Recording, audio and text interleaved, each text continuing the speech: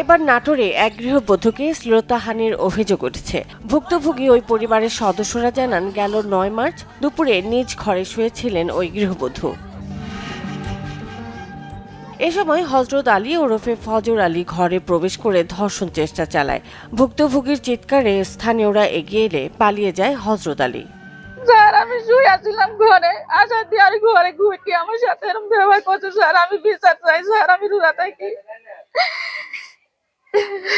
আমার ঘরের পাশে আমি ঘরে কিল দিনি, খালি ঘরের দ্বারা আশা দিয়েছে আমি ঘরে যা, আমার সাথে এরকম ব্যবহার করেছে। স্যার, ভোরবেলা যায় ঘরে শুইছে, শোয়ার পরে একজন এলাকাবাসী, ওনার নাম হলো ফজর গাজী, ওনাকে শ্লীলতাহানি করার উদ্দেশ্যে ওনার ঘরে প্রবেশ করে ওনাকে শ্লীলতাহানি করার চেষ্টা করছে। একটু খুঁড়ায় হাঁটে, ঠিক আছে, কিন্তু মানুষ দেখলে অভিনয় করি খুঁড়ায়, আসলে বাস্তবে উনি সুস্থ মানুষ, কিন্তু এই আমরা মেয়েরা ধরতে পারলাম না, ও পারে যায় পালাইছিল।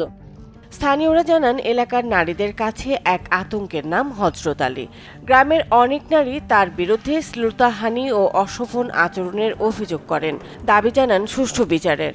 এই ঘটনার পর এই মহিলা সব বাড়ি বাড়ি কান্নাকাটি করতেছে এবং ওর বাড়ি থেকে এমন এমন ভাষা ছাড়তেছে যে ওই মহিলার বেঁচে থাকার ইচ্ছাই হচ্ছে না।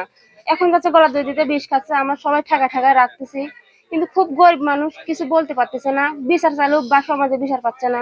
ধর্ষণ করার পরিকল্পনা নিয়ে ওনার ঘরে উঠে রমজান মাস দুপুরে কাজ করে এসে একটু রেস্ট নিচ্ছে, আশেপাশে বাড়ি ঘর নাই, আসে মনে করেন ওনার ঘরে উঠে জোরপূর্বক ধর্ষণ করার চেষ্টা করছে এবং মনে করেন এনার পাশাপাশিতে লোকজন চিৎকার চেঁচামেচি যাওয়ার পরে উনি পালাই গেছে। হাগলে পাগলি দেখে না, ওর কাপড় থাকে না, মিয়া মানুষ দেখলে কাপড় থাকে না, মানে কাপড় ছেড়ে দেয়, মানে হাগল পাগল কাকও দেখে না।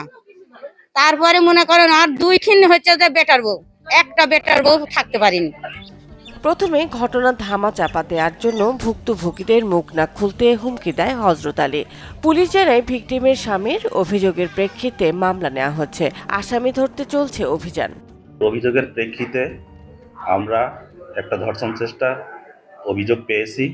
উক্ত অভিযোগের প্রেক্ষিতে আমরা নিয়মিত মামলা রুজু করেছি এবং সেই মামলার এখন তদন্তকারী কর্মকর্তা নিয়োগ করা হয়েছে। তো তদন্তকারী কর্মকর্তা তদন্ত এবং আসামি গ্রেপ্তারের জন্য অভিযান পরিচালনা অব্যাহত রেখেছে। অভিযুক্ত হযরত আলীর বাড়িতে গিয়ে কথা বলার চেষ্টা করা হলেও কেউ কথা বলতে রাজি হননি। Desk report, channel 24।